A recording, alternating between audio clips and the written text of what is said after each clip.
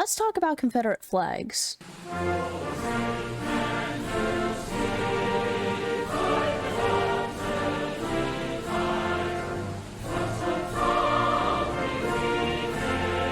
If you have ever taken a history course, you'll know that the Civil War ended on April 9th, 1865, with the defeat of Confederate General Robert E. Lee surrendering and slavery being abolished in the South. During that time, the South affiliated themselves with the Confederate flag, but since the Civil War, its use rapidly declined. So why is there a resurgence in Confederate flag spottings? Are these people racist and trying to bring back the Confederate Army, or does it mean something else? A quick Google search will show that the Confederate flag symbolizes pride in Southern heritage, states' rights, and historical commemoration of the Civil War. Yet exact definitions depend on whether someone supports or opposes the usage of the flag. Supporters associate the Confederate battle flag with pride in Southern heritage, states' rights, and historical commemoration of the Civil War, while opponents associate it with the glorification of the Civil War and celebrating the lost cause,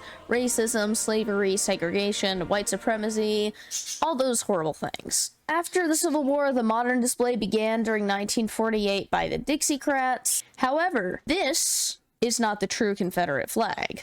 The first flag adopted by the Confederacy is what's known as the Stars and Bars design on March 4th, 1861. The design started with 7 stars, adding new stars as Southern states joined the Confederacy, resulting in a grand total of 13 stars.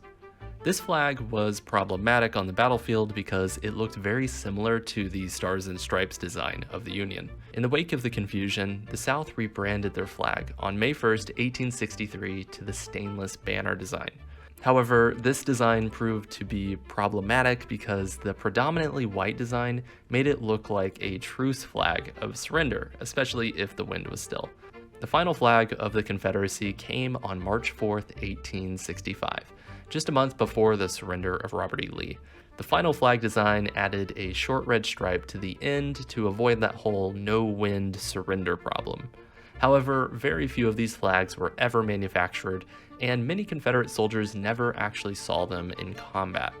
Interestingly enough, the Confederate Army never really decided on an official flag to represent their separation from the Union. The modern Confederate flag was actually just a battle flag for the Northern Virginia Regional Army, and it looked like this. It was a square design, and it was a battle flag for the Army of Northern Virginia. However, because the Regional Army for Northern Virginia was so large, it became popularized in the area and was then adopted as the Navy Jack for the Naval Army of Tennessee, which I didn't even know they had a navy because they're a landlocked state. They probably commandeered a river back in the day. I'm not sure about that, but it's pretty much the original Northern Virginia flag, just stretched out to be more of a rectangle. The battle flag was never adopted by the Confederate Congress, never flew over any state capitals during the Confederacy,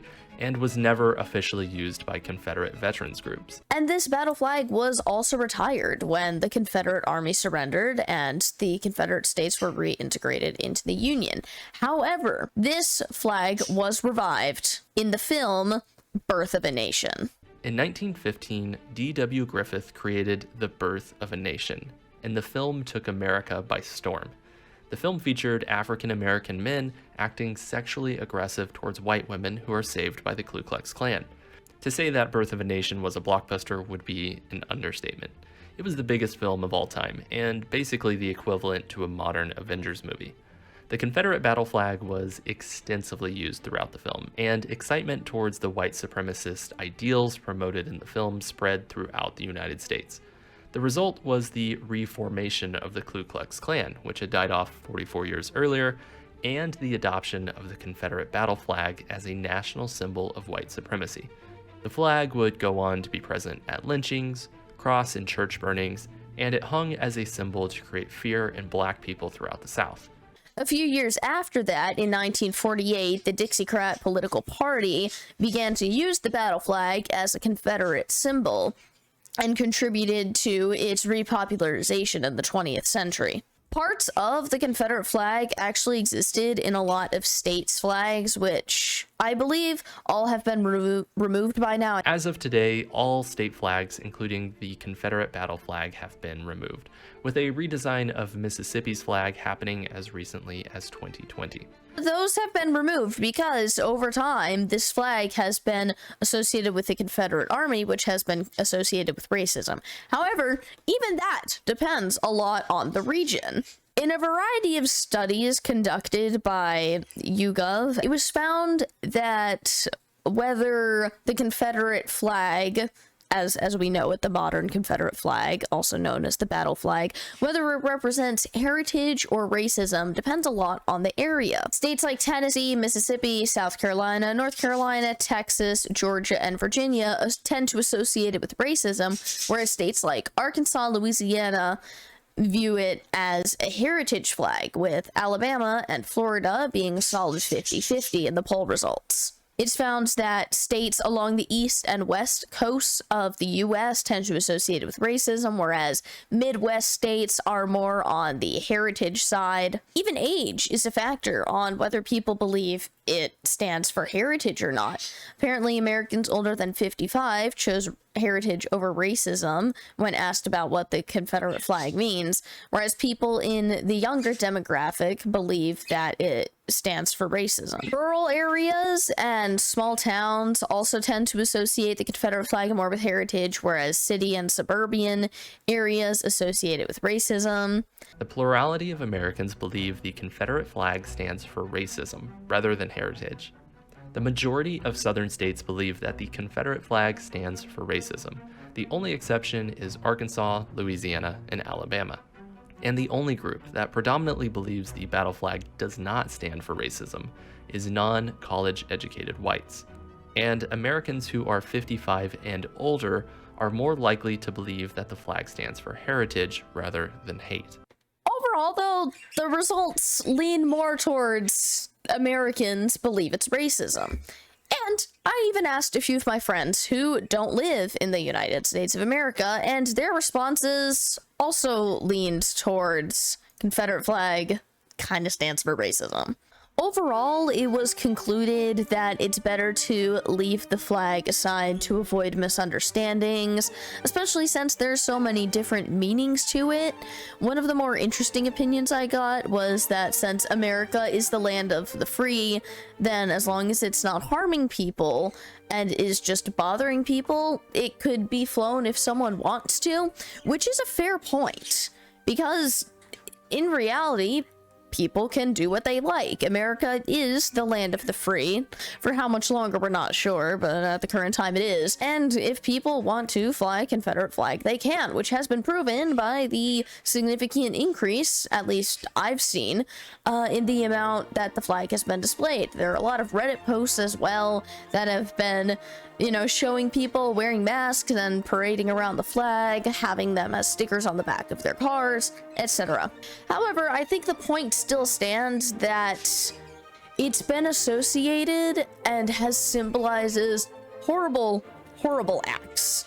And now, certain people, granted, specifically on the heritage side, do believe that if, say, people who actually fought in the Civil War on the Confederate side should be able to display their flag. However, other people think, absolutely not. Like, this is unacceptable either way. This Quora article had a lot of discourse about how acceptable it is to fly the flag or not. Part of this post kind of defends what one of my friends said earlier, where, America, land of the free, they can do what they'd like, and this person also agrees with that.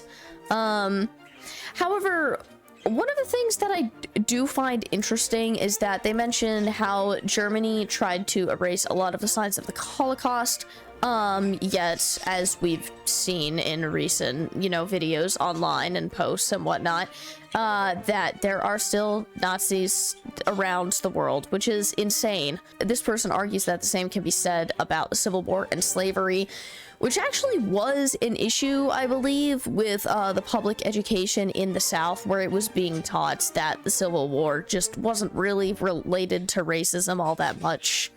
But that's a whole separate video thing, so I'm not going to go into too much discourse about that. But debate on whether the true meaning of the Civil War is being erased or not is actually happening.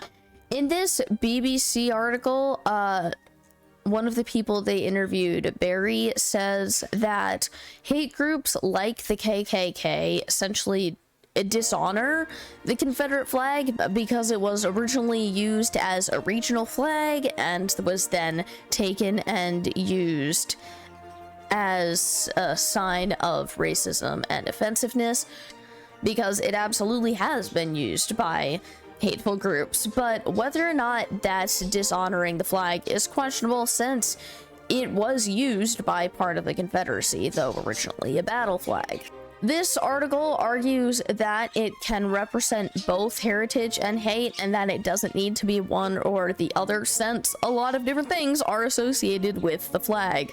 And then it just kind of goes on to repeat some of the things I've previously said, but it's still a good article and isn't too long. There's this one quote in particular from the wiki article that I liked, stating, while some supporters of the flag's continued use claim it is merely a symbol of Southern heritage and ancestry, or that it represents the cultural traditions that distinguish Southern states from the United States at large, white supremacist organizations such as the Ku Klux Klan have continued to use the Southern Cross, aka the modern Confederate flag, as a symbol. Such groups often display Confederate flags along others like Nazi era, I'm not going to try and pronounce that, or the blood drop cross, contributing to public perception of the Confederate flag as a hate symbol.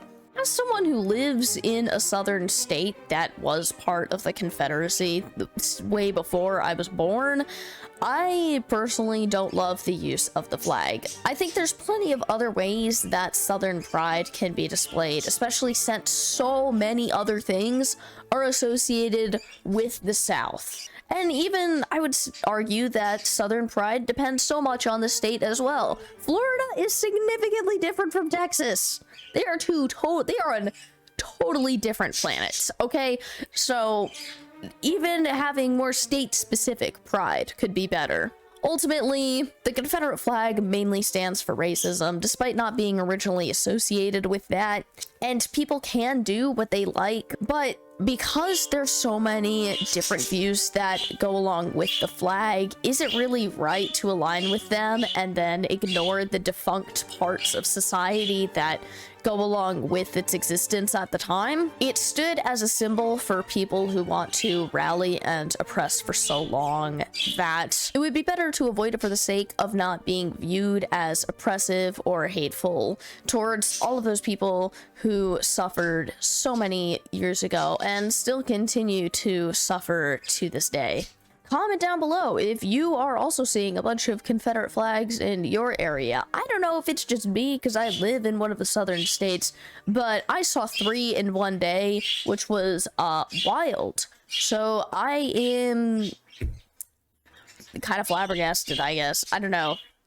If you know someone who flies a Confederate flag, share this video with them, because I had no idea that this was the history of the flag, and I was mind blown that it was a battle flag for Northern Virginia, or there wasn't really even an official flag adopted by the Confederate Army because they surrendered before an official one could be like fully decided on. So I don't know, man. Just don't be racist.